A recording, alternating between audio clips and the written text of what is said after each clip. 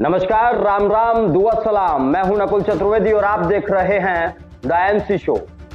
बाबा रामदेव, जिनका नाम पूरी दुनिया में योग गुरु के नाम से मशहूर है, वही बाबा रामदेव एक बार फिर से विवादों में घिरते हुए नजर आ रहे हैं।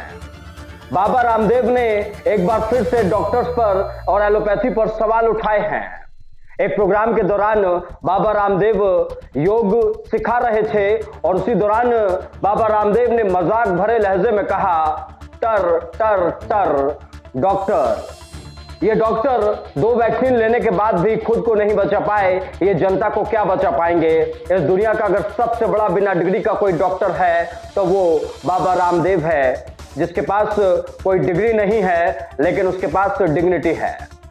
बाबा रामदेव इससे पहले भी आईएमए के साथ विवादों को लेकर चर्चा में आ चुके हैं। एक चिट्ठी इंडियन मेडिकल एसोसिएशन ने स्वास्थ्य मंत्रालय को लिखी और उसमें यह कहा गया कि बाबा रामदेव बिना शर्त माफी मांगे, लेकिन उसके बाद पतंजलि की तरफ से जो स्वास्थ्य मंत्रालय को जवाब पहुंचा वो भी अपने आप में अलग था।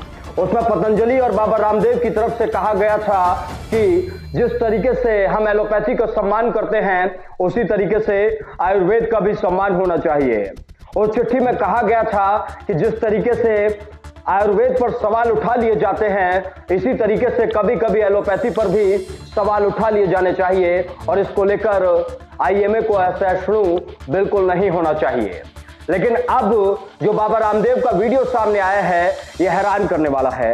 पहले आप ये वीडियो सुनिए। टर टर करते रहते, टर बनना, टर doctor.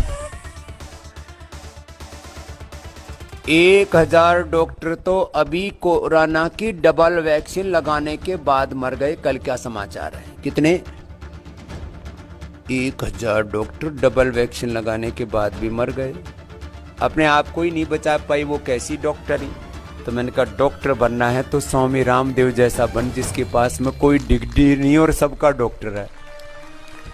Without any degree, with divinity, with dignity, I am a doctor.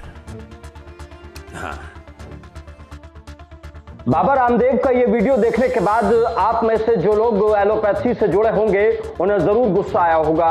उन डॉक्टर्स को भी गुस्सा आया होगा जो लगातार इससे कोरोना काल में मरीजों का इलाज करते हुए नजर आ रहे हैं।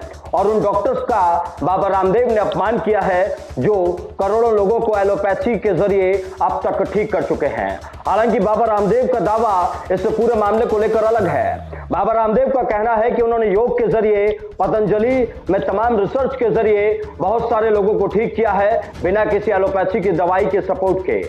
लेकिन सवाल यह है, क्या बाबा रामदेव ऐसी बातें करके प्रधानमंत्री नरेंद्र मोदी और उनकी सरकार पर सवाल उठा रहे हैं? क्योंकि पूरे देश में वैक्सीनेशन को लागू करने के लिए खुद प्रधानमंत्री ने लोगों से अपील की थी।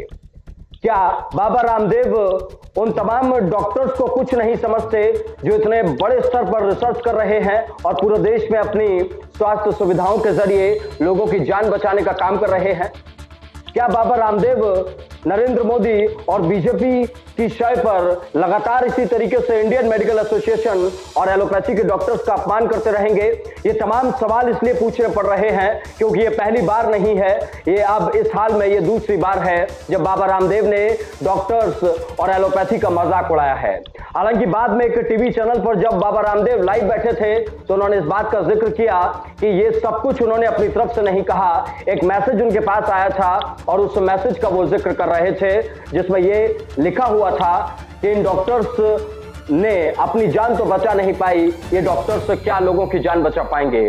वैक्सीन की दोनों डोज लेने के बाद अगर 1000 डॉक्टर्स मर चुके हैं तो फिर जनता कैसे अपनी जान बचा पाएगी? और इन्होंने इसके बाद यह भी कहा कि इस दुनिया का सबसे बड़ा डॉक्टर बाबा रामदेव है जिसके पास से कोई डिग्री नहीं है। हाँ, हम मानते हैं कि आयुर्वेद अपने आप में एक बहुत बड़ी पद्धति है, पुरातन पद्धति है, हमारी संस्कृति है। हमारे पूर्वजों ने आयुर्वेद का इस्तेमाल करके बड़ी बड़ी बीमारियों को दूर भगाया था।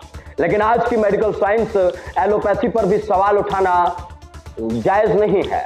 बाबा रामदेव को यह समझना होगा कि बहुत सारे लोगों की भावनाएं इस एलोपैथी के इलाज से जुड़ी हैं। बाबा रामदेव को यह समझना होगा कि एलोपैथी के इलाज से लोग जल्दी जल्दी रिकवर भी करते हैं और बीमारियों को मात भी देते हैं। बाबा रामदेव को यह भी समझना होगा कि अगर उन्हें आयुर्वेद को इस पूरी दुनिया के लिए लेकर आना है, लोगों तक पहुंचाना है, तो उसके लिए एक बड़ी लंबी लड़ाई उन्हें लड़नी पड़ेगी, क्योंकि इंडियन मेडिकल एसोसिएशन, एलोपैथी और फार्मास्यूटिकल कंपनियां ना तो ये होने देंगी और ना बाबा रामदेव की दाल इतनी जल्दी गल पाएगी।